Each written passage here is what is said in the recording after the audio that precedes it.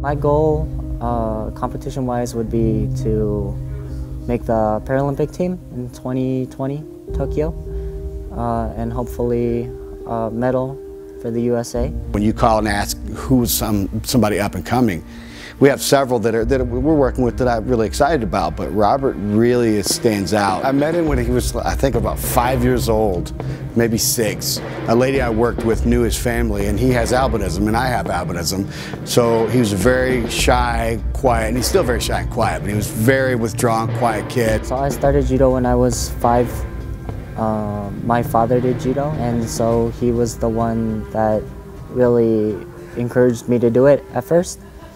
And also, it's one of the only sports that I can do because of my impairment. One of the things that's so great about judo for the blind and visually impaired is that judo is judo. Paralympic judo and Olympic judo are basically the same.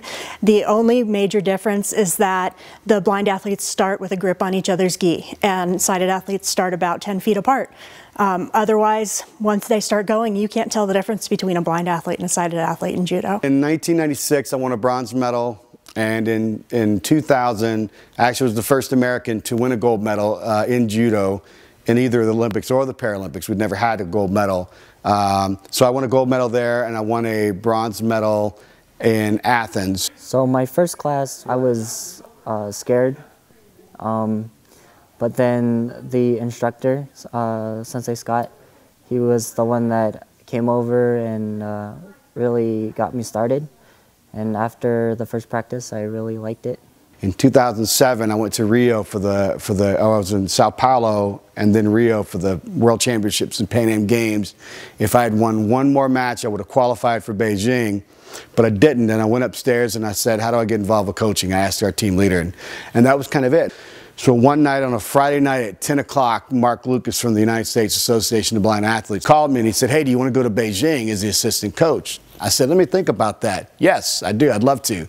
That's kind of how I got involved with coaching the Paralympic program. So I went to Beijing as the assistant coach. And then in 2009, I was the head coach for the Pan American Championships that we hosted in Colorado Springs. And I've been kind of the head coach ever since. And London was my first time as the head coach at the Paralympic Games in 2012. What really motivates me is to do well for my instructor and my club. He does a lot, or they all do a lot for me.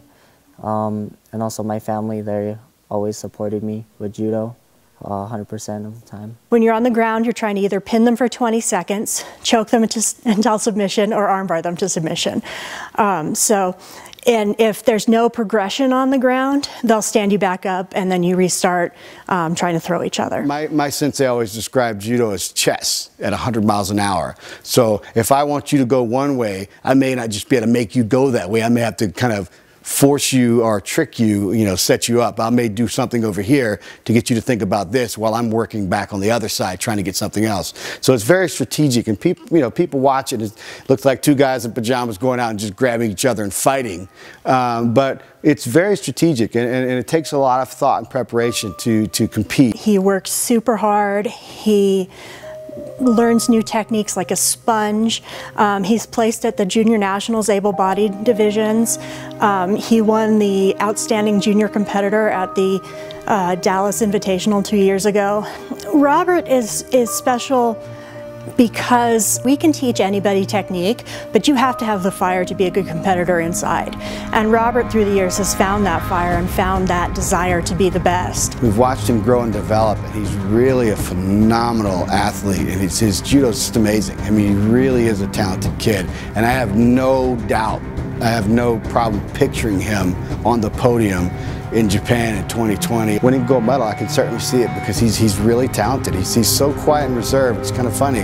Off the mat, he's quiet and reserved, and when he starts to grip and starts fighting, he's the little beast. His goals for himself are pretty lofty, and he holds himself to a very high standard. And I think if he maintains that, maintains the same work ethic that he's always shown, he'll be on the podium in 2020.